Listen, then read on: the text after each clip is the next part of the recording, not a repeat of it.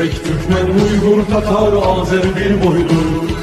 Kara, Kalpak, Kırgız, Kazak bunlar bir soydur. Özbek, Türkmen...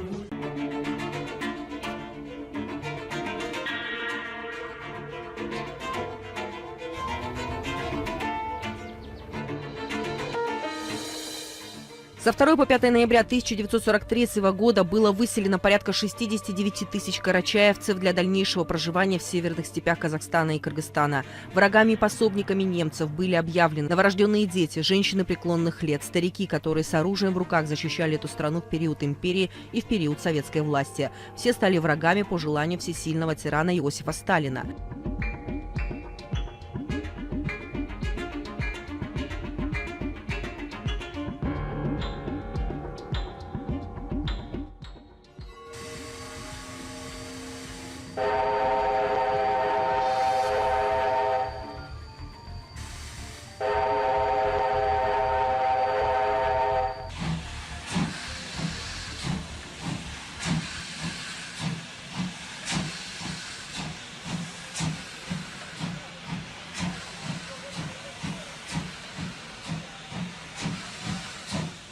Большая смертность была в пути, холод и голод убивали детей и стариков первыми.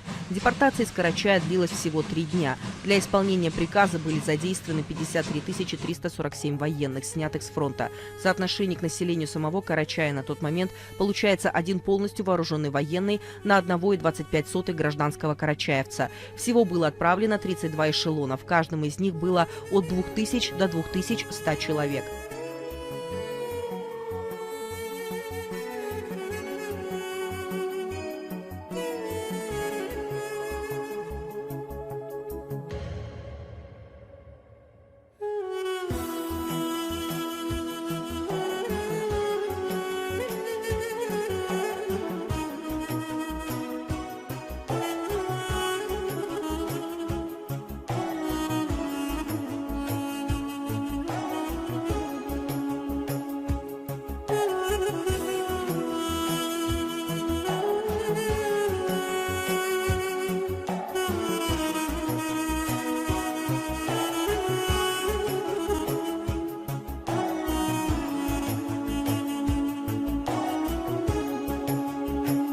Об этом вспоминает ректор ИСИТО в Кыргызстане, экс-заместитель образования и науки Кыргызской республики Борис Кубаев.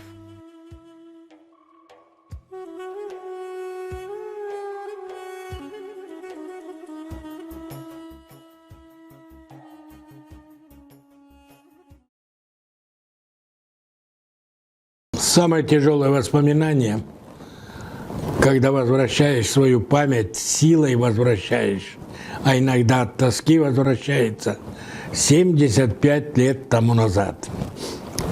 До сих пор ни один политический деятель, ни один мудрый старик, ни один бойкий ретивый юноша не может ответить на вопрос, почему это многотысячное, сотни тысяч, на Северном Кавказе это более 1,5 миллиона человек, в одну ночь оказались переброшенными на другой конец света. В чем причина? Говорят, якобы северные кавказцы помогали Гитлеру. Тогда напомню, кто так заблуждается, когда война началась? 22 июня 1941 года. Когда переселение началось? В ноябре 1943. Что, 3 года в армию не брали кавказцев? Тогда кому присуждали героев Советского Союза, а их 24? А тогда кто командовал дивизиями, конными дивизиями и отличался в бою? Тысячи семей родители высылали, тогда как их сыновья на фронте воевали. Это не понять. Второе. Допустим, карачаевцев, балкарцев, на их территории немцы около 2 месяцев стояли. Может быть, какие-то проявления были, не исключаем. За что выселили чеченцев и ингушей? В Чечено-Ингушетию Гитлер даже близко не подошел. Как же они могли? Дистанционно предавали, что ли, родину? Это выдумки. пропагандистов дешевого типа. И история доказала, что это просто выдумки. А вот кто ответит, почему в 1943 году размер посевных площадей в Киргизской ССР, Казахской ССР был на 70% ниже, чем после переселения. После переселения на следующий год количество посевных площадей выросло. Если кто сомневается в этом, прочитайте докторскую диссертацию бывшего дипломата, работника посольства Российской Федерации в Кыргызстане профессора Дьяченко. Там она приводит все эти примеры. Значит, в какой-то степени была попытка оказать бесплатной рабочей силой помощь фронту. И эта помощь оказалась очень существенной. 1 200 000 северных кавказцев трудились 13 лет, не поднимая головы. И я хочу особо заметить другое. Можно было это сделать другими методами. Не ночью в 3 часа 10 минут, 15 минут давать, а нормально собрать, пусть даже насильственно, но дать собраться, объяснить куда, зачем. Везли якобы на перерегистрацию в Ставрополь или куда-то, повернули поезд в другую сторону. В Казахстан были завезены 12 342 семьи, или 45 501 человек, в основном в Южно-Казахстанскую и Джамбульскую области, 25 212 и 20 285 человек соответственно. 22 900 человек привезли в Киргизию. Кроме того, небольшие группы депортировали в Таджикистан, Иркутскую область и на Дальний Восток. Впоследствии с территории бывшей Карачаевской автономной области депортированы еще 329 человек. Из других районов Кавказа 90 карачаевцев. 2543 карачаевца были демобилизованы из Красной армии. Они тоже попали в спецкомендатуры. Но я этим переселением, я сострадаю. Погибло очень много людей. Точный счет никто не знает. Если хотите, проедьте по казахским, киргизским селам, увидите надгробные камни, и они скажут, какое количество погибло. Я другое хочу сказать, обратить особое внимание. Нельзя рассматривать это переселение только как трагедию. Это надо рассматривать как гордость. За 15 лет пребывания, бесправного пребывания, рабского пребывания, наши народы не потеряли ни язык, ни культуру, ни обычаи, нашли с местным населением общий язык. Это разве не выносливость? Нравственная выносливость. Голод можно потерпеть, а совесть, если потеряешь, она не возобновляется. Так вот, в огромном масштабе населения показало, кавказцы не только красиво танцуют, очень благородные поступки. Мы многому научились в Азии, но и азиаты очень многое переняли. Бывший президент Кыргызстана Акаев официально в печати заявил, что земледелию мы научились у русских, а будучи скотоводческим народом, основные правила скотоводства мы переняли у карачаевцев, балкарцев, чеченцев и других. Как видите, человеческое добро быстро находит общий язык, чем политические игры, интриги и жестокость. Кто это совершил, их нет. Мы им прощаем, пусть на том свете спят. Дай Бог, чтобы больше заново такие не рождались.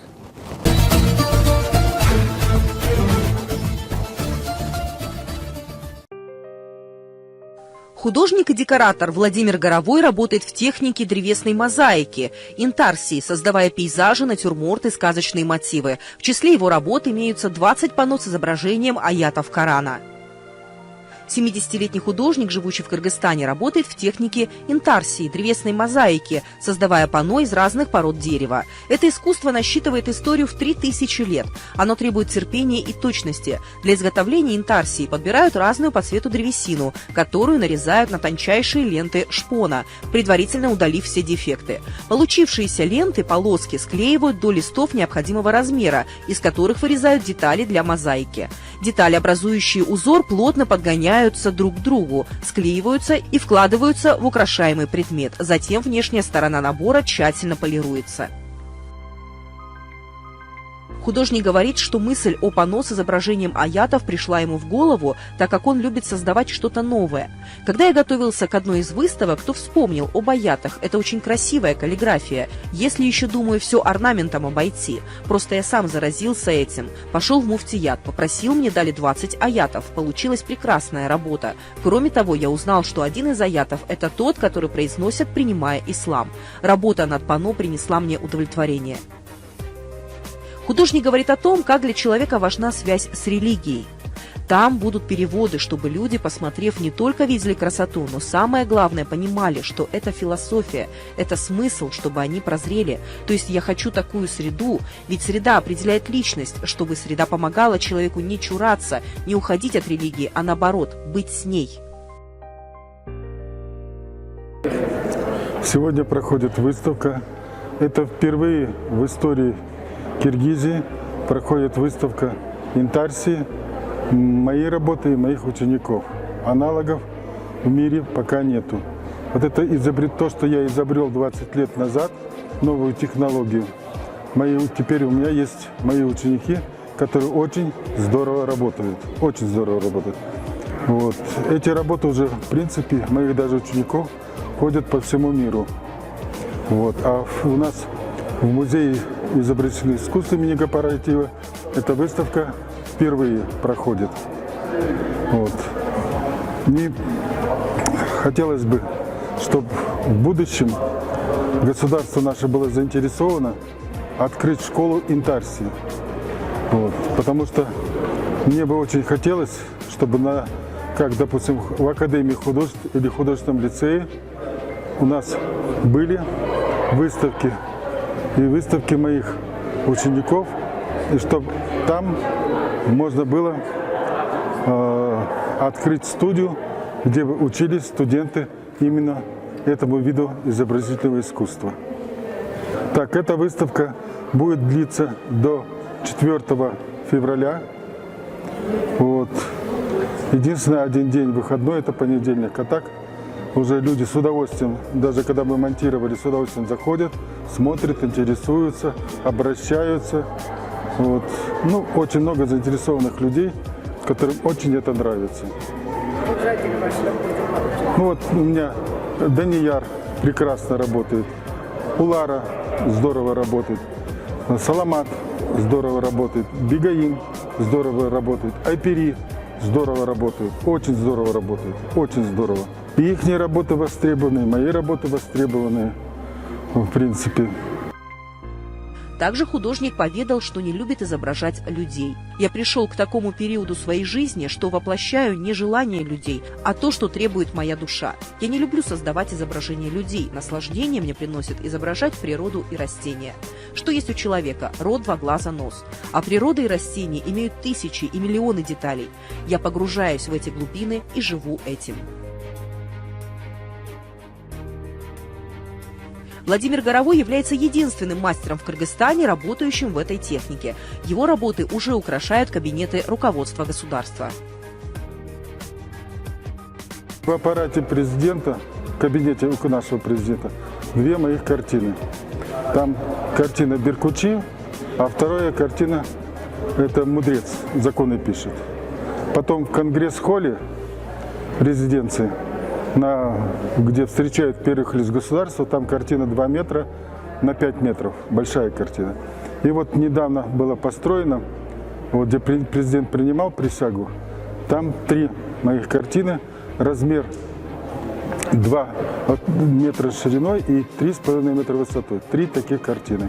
Там Манас, вот, и по бокам еще 2 картины. Насколько мы знаем, ваши картины были подарены президенту других республик. Ну, мои картины находятся у Путина. Он заинтересовался в ваших картинах? Да, он заинтересованный. Вот у нас ШОС проходила летом. Вот. Меня с аппарата президента попросили специально, чтобы мы сделали в филармонии на 1-м этаже, где все президенты будут, 15 президентов было, чтобы там сделали выставку. Мы поставили 25 работ. Вот. И Всем очень понравилось. Путин даже ходил и всем рассказывал про интарсию. И они фотографировались на фоне наших картин. Ну, насколько известно и тоже, что ваши картины не только здесь востребованы, но за пределами страны, за пределами Кыргызстана, Германии, например. В Германии есть мои работы, в Казахстане работы. Вот я почти 10 лет, семья Назарбаевых, они постоянно у меня закупали. Назарбаев коллекционирует мои картины, у него 12 картин. У Путина теперь 7 картин моих. У президента Австрии есть мои картины. Значит, в Англии тоже во дворце, в Бунгемском дворце есть моих 6 работ. Нет, вы знаете, это моя жизнь, это моя жизнь. Это и хобби, и моя жизнь, понимаете, я этим живу и я работаю. Вы знаете, поэтому у меня день начинается, я еду в мастерскую, до 5 часов занимаюсь интарсией. После 5 я занимаюсь дома, рисую до 11 часов вечера. Потом упал, уснул, проснулся, снова работаю. И так каждый день. У меня нет ни суббот, ни воскресенья, ни круглый год. Вы знаете, я люблю натюрморты и люблю пейзажи. Но сейчас уже 3-й год я делаю эпос Манаса. Сейчас заканчиваю 37-ю картину. Хочу сделать 40 работ по эпосу Манаса. Размер метр на 1,5 метра. И мне очень бы хотелось, чтобы тоже сделать такую большую выставку. Возможно, чтобы, может даже открыть галерею. Именно галерею по Манасу. Чтобы люди приходили, с удовольствием смотрели, чтобы могли иностранцы приезжать, с удовольствием знакомиться. А вообще у меня была идея это сделать в аэропорту Манас. Почему? Потому что, вы знаете, больше всего у нас люди улетают. У нас аэропорт называется Манас. Но манасовского там ничего нет. Понимаете? И мне я сам улетал 3 года назад в Петербург. Я 2 часа сидел в зале ожидания. Вы знаете, в этом зале ожидания я хотел сделать именно выставку, чтобы человек не сидел и тупо смотрел в потолок, а мог ходить и смотреть картину. Вы знаете, он частицу этой страны, образы Манаса, увезет с собой. И так миллионы людей бы ознакомились с нами и с нашей страной. Но вы знаете, я смеюсь над этим и говорю, знаете, когда в аэропорту, начальство, когда летчик садится в самолет, он думает, как бы благополучно взлететь, чтобы потом спокойно сесть. А руководство думает, как бы взлететь, чтобы потом не сесть. И все на этом. Вы знаете, у меня был очень хороший знакомый керамист. Он преподавал КГУ-СТА. Я говорю, слушай, дорогой, а что ты не учишь ребят? Ты один из лучших керамистов у нас в стране. А вдруг они лучше меня будут работать? Говорю, так этим надо гордиться? Нет, я не хочу. А я наоборот хочу. Я хочу учить ребят, пусть они лучше меня работают. Это будет моя гордость. Это самое главное. А после себя надо в жизни что-то оставить. А тем более, эту технологию я придумал. И я хотел бы передать, чтобы она не умерла вместе со мной. Понимаете? А чтобы мои ученики дальше работали. И будут они лучше меня работать, я только буду этому рад.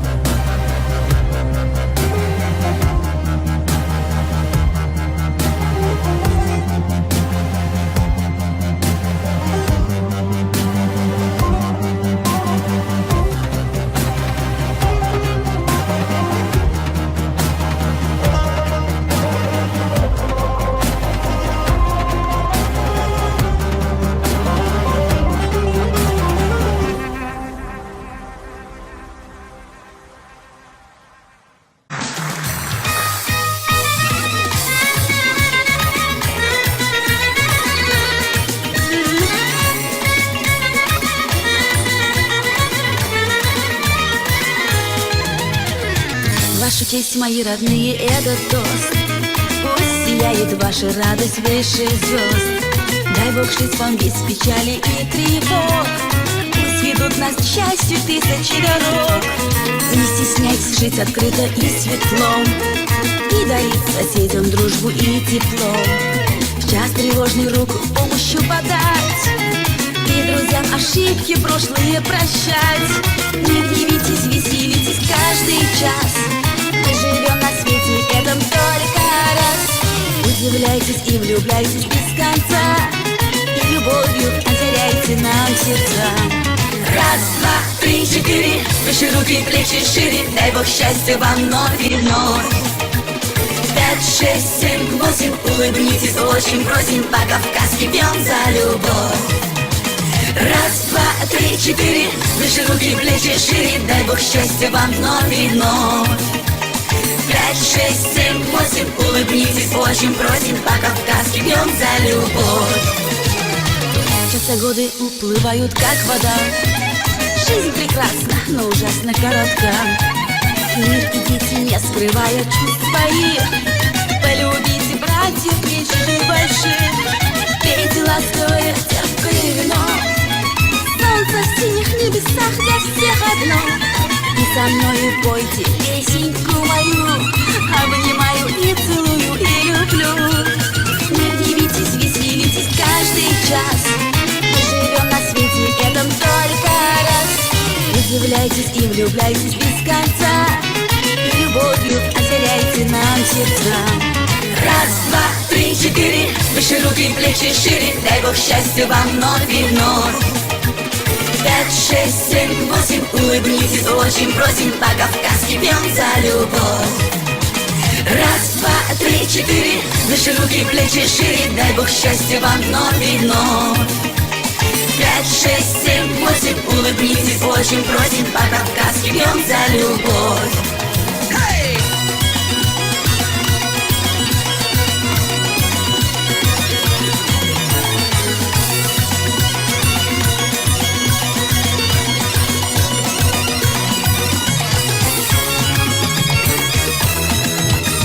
Раз, два, три, четыре, выше руки, плечи шире. Дай Бог счастья вам вновь и вновь. 5, 6, 7, 8, улыбнитесь, очень просим. По-кавказски пьем за любовь. Раз, два, три, четыре, выше руки, плечи шире. Дай Бог счастья вам вновь и вновь. 5, 6, 7, 8, улыбнитесь, очень просим. По-кавказски пьем за любовь. По-кавказски пьем за любовь. По-кавказски пьем за любовь.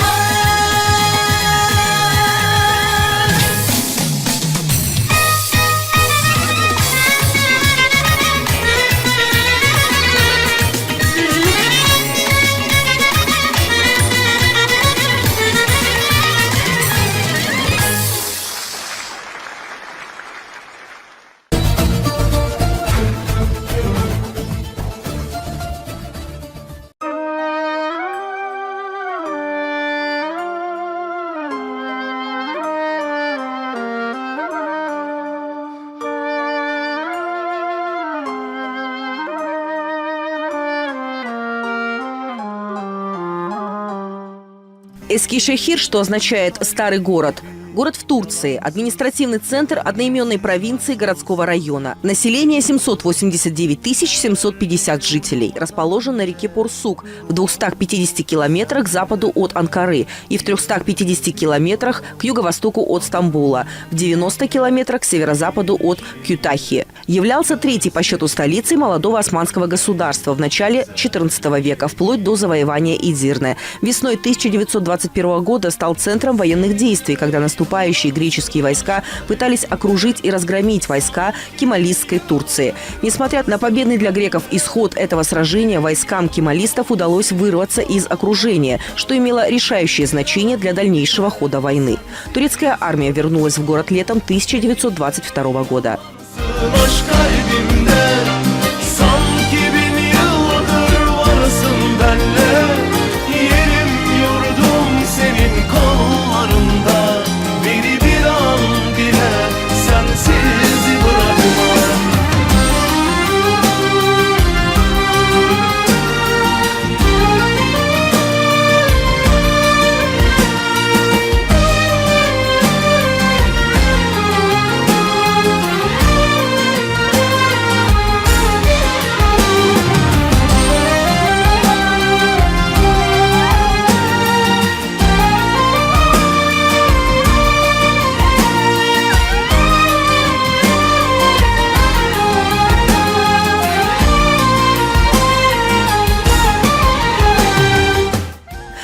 расцвета Византии Дарилей был одним из самых развитых городов Малой Азии с хорошим климатом и богатой инфраструктурой. В конце XI века город был до основания разрушен кочевыми тюрками, около 2000 которых осталось жить в его окрестностях. Таким образом, полностью обезлюдевший город лежал в руинах в течение почти столетия – с 1081 по 1175 годы. В 1115-1175 годах Византия временно вернула контроль над этой местностью, но город уже не возродился в его былом величии. В 1175 году император Мануил попытался возродить на месте Дарилея городскую жизнь, построив здесь форт для проживания греческих поселенцев, небольшое количество которых вернулось в места своего проживания. Кочевые тюрки активно противились этому процессу, так как не желали, чтобы за их традиционными кочевыми маршрутами следила византийская армия.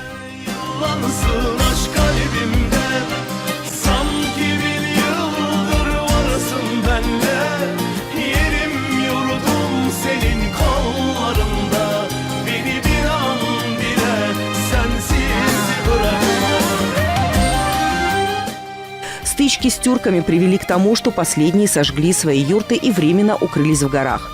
В 1176 году, сразу после поражения при Мириокефале, остатки Дарилея окончательно вышли из-под византийской юрисдикции, хотя значительное православное население, тюркоязычные греки, сохранялось здесь до обмена 1922 года.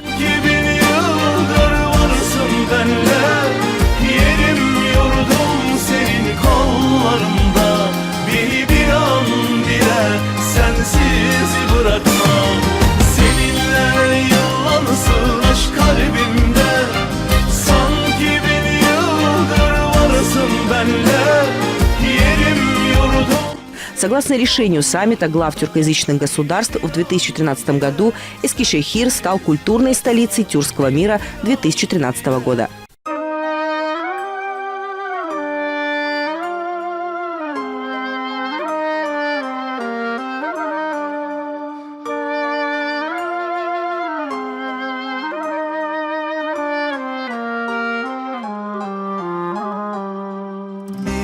Bebeğin kalbi gibi yalansız, nedensiz, nasılsız seviyorum.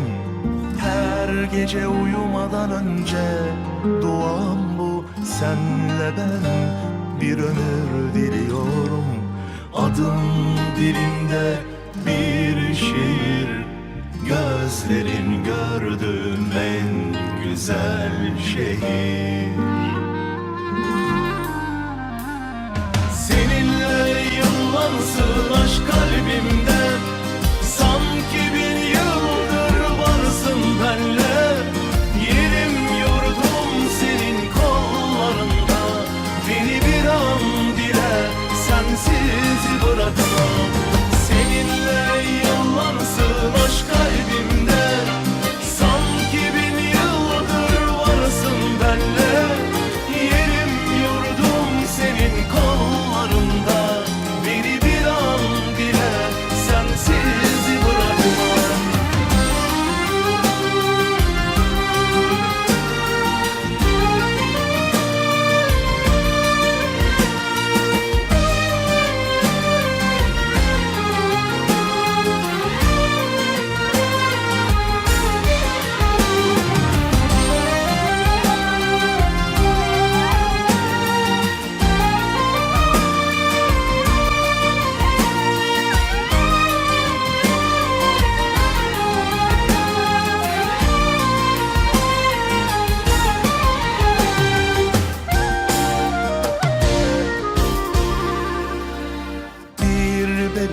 kalbi gibi yalansız, nedensiz, nasılsız seviyorum. Her gece uyumadan önce duam bu, senle ben bir ömür diliyorum. Adım dilimde bir şiir, gözlerin gördüğüm en güzel şehir.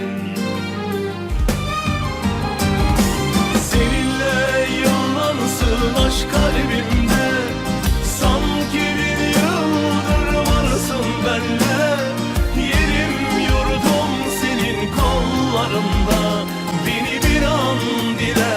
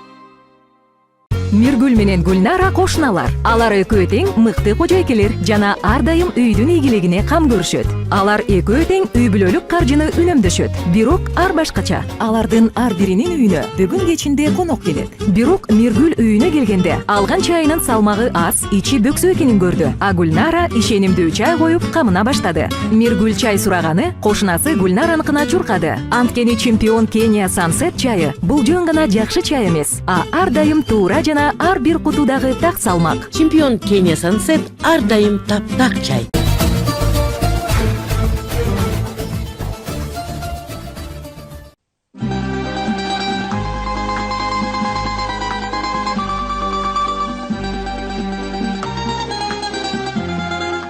Порой очень жалко выбрасывать черствый хлеб, но не нужно спешить от него избавляться, ведь, во-первых, это плохая примета, а во-вторых, из него можно приготовить вкуснейший завтрак за 5 минут.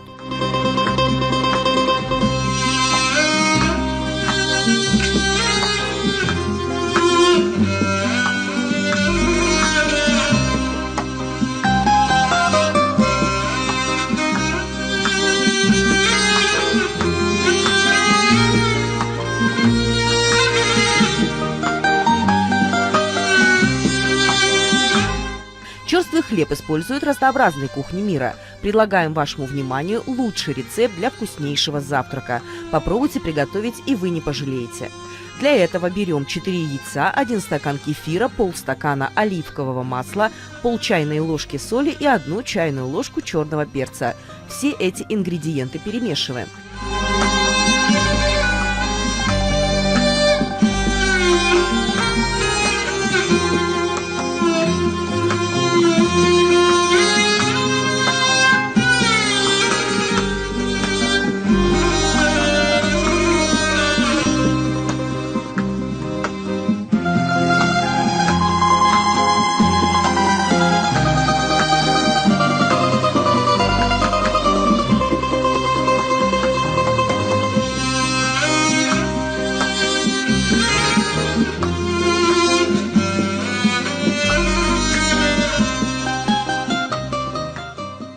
Затем смесь добавляем поверх хлеба. После по вкусу добавляем сыр и красный перец. Ставим подготовленные бутерброды в духовку. И вот буквально через 5 минут ваш вкусный завтрак готов. Приятного аппетита!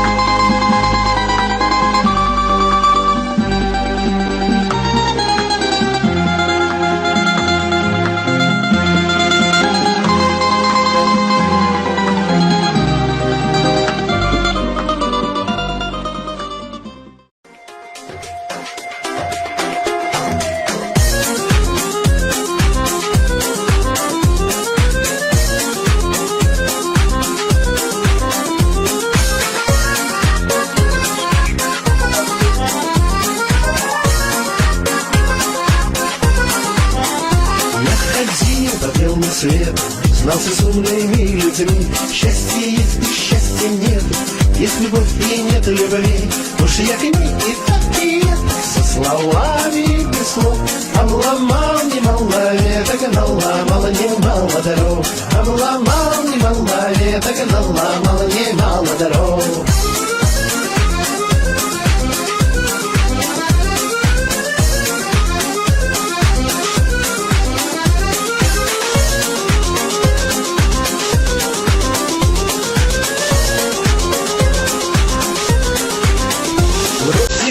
Все в порядке, а выходит ерунда.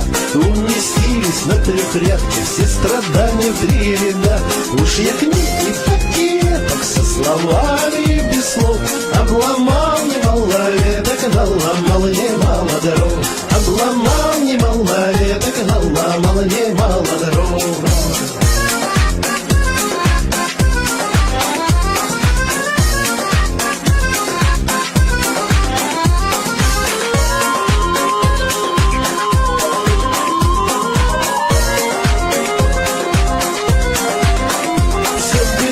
Гармошка пела, переборами звеня, а кому какое дело, что на сердце у меня? Уж я книг и пакеток со словами без слов обломал немало веток, наломал немало дорог.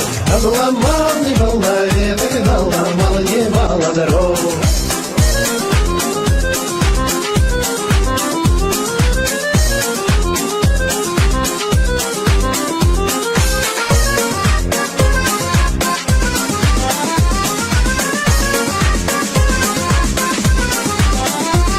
Хозяйки не усадьбы, до чего же не везет? У людей сплошные свадьбы, у меня сплошной развод.